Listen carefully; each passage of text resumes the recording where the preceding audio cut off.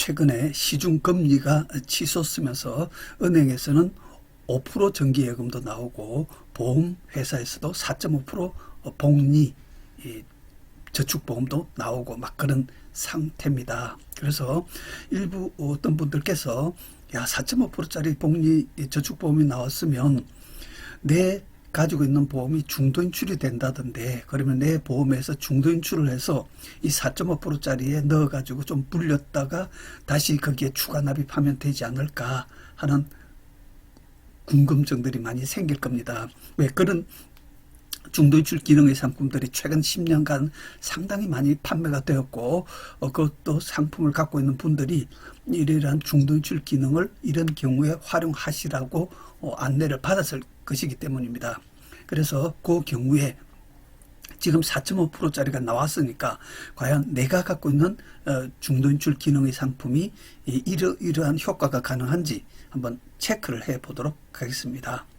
상품은 최근에 요 4.5%짜리 기존 40세 일시납 5년 만기 때 적용 이율 4.5%짜리 요 상품의 해지 환급금 표와 함께 한번 검토를 해 보도록 하겠습니다. 여기 보면 환급률이 102%, 105.9, 111.3, 116.0, 121.6. 그래서 5년째는 원금 대비 1억 같으면 해지 환급금이 1억 2,168만 원. 물론 이것은 세전입니다. 5년 납입이 5년 만기이기 때문에. 그래서 여기서 물론 15.4% 세금을 떼야 되겠죠.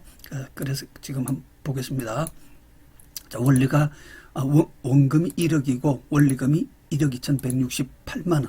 이자는 2,168만 원 되겠죠. 여기서 여기 뺀 거니까 2,168만 원이고 이자 소득세가 15.4%를 제하면 요것에 2,168에 15.4%를 제하면 이자가 333만 8,720원이 떨어집니다. 그래서 그걸 제하고 실 수령 이자는 1,834만 1,280원. 그래서 최종 수령액은 요 1억 원금하고 이자 1억 1,834만 1,280원이 되겠습니다. 그래서 이게 최종 수령액인데 5년 후에, 자 그러면 이 고객께서 돈을 일정 1억을 중도인출해서 이 4.5%짜리 상품에 넣었습니다. 그 경우에 최종 5년 후에 1억 1,800원이 이제 생겼습니다. 이자 1,800 붙어가지고 그것을 다시 이제 추가 납입을 넣으려고 하니까 요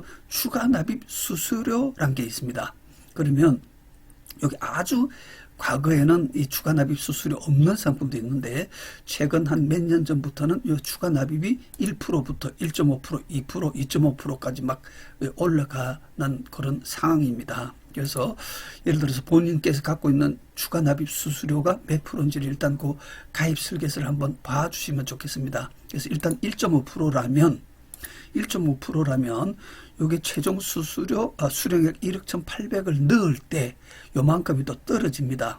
그래서 1억 1,834만 1,280원에 1.5%인 177만 5,119원이 빠지고 나머지 1억 1,656만 6,161원이 투입이 되어서 원래 그 상품의 보장금리대로 불어가기 시작합니다.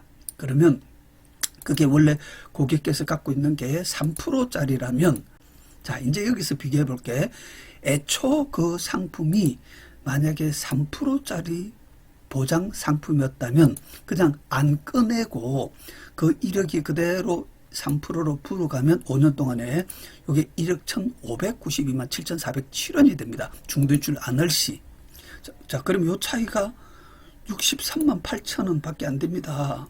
그죠? 그래서 중도인출해서 4.5% 가입했다가 5년 후 추가 납입하니까 이게 겨우 63만 원 밖에 못 불어넣습니다. 좀 허무하죠? 예, 그래서 이런 경우는 뭐 굳이 제한까지 드리기는 좀 그렇습니다. 그런데 만약에 당연히 이것보다 더 높은 상품은 3.5%짜리다. 이런 거를 그 1억을 꺼내서 여기 넣었다면 도리어 마이너스 220입니다. 차라리 그 3.5%짜리에 그냥 1억을 안 꺼내고 도리어 계속 불려가는 게 더 나았다. 그래서 2.5%짜리라면 만약에 고객님께서 갖고 있는 게 2.5%짜리에서 1억을 꺼내서 불렸다면 342만 5,340원이 불어나서 투입이 됩니다. 이런 경우는 추천할 만하겠죠. 그래서 예를 들어서 2%다 하면은 뭐 600만 원, 2.5%. 그래서 3% 보장이 안 되고 추가 납입 수수료가 예를 들어서 추가 납입 수수료가 또 2.5%다. 이러면은 이것도 허탕입니다. 허탕. 그래서 2%다 또 허탕입니다. 그래서 예를 들어서 2%다 하면은 2.5% 정도 보장이 될 때, 자, 그래서 전체적으로 본인 보유하신 그 상품 자체가 2.5% 정도 전후 3% 넘지 않고 2.5% 정도 전후의 이 보장 상품이라면 거기서 중도인출해서 여기에 넣었다가 5년 불린 다음에 다시 그 상품에 추가 납입시키는 게 충분히 유익하다. 그만큼 혜택이 있다. 고 추천을 하겠습니다. 자, 두 번째로는 이 상품을 은행에 넣었다가 다시 은행에 중도인출해서 은행에 넣었다가 다시 추가 납입하는 것을 해보도록 하겠습니다.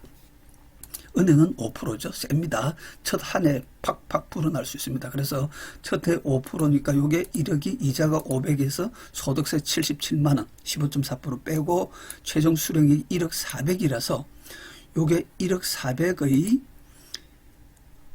추가 납입 수수료가 만약에 2%라면 208만 원을 빼고 1억 200, 그러니까 214만 원이 더 늘어났죠. 그런데 이 상품이 만약 그대로 뒀다면 그 상품이 애초 3%라면 보장금액 3%라면 1억이 1억 300이 되어 있을 텐데 1억이 300이 되어 있을 텐데 1억을 꺼내서 은행에 왔다가 1년 있다가 돌아가니까 1억 214만 원밖에 안 됩니다. 그래서 85만 4,600원이 마이너스 나버립니다. 손해죠.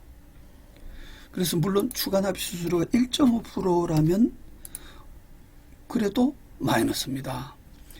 보유 보험 복리가 2.5%짜리라면 겨우 16만 뭐 이래 가지고야 뭐 그죠? 그래서 만약에 은행에서 1년 보험회사에서 중도인출해서 은행에 1년 넣었다가 5% 불려가지고 다시 되돌리는 것은 우선 당장 5%라서 1년은 좋은 것 같지만 다시 들어가면서 추가 납입 수수료가 1.5, 2%가 붙는 바람에 거의 효과가 없다. 도리어 마이너스다.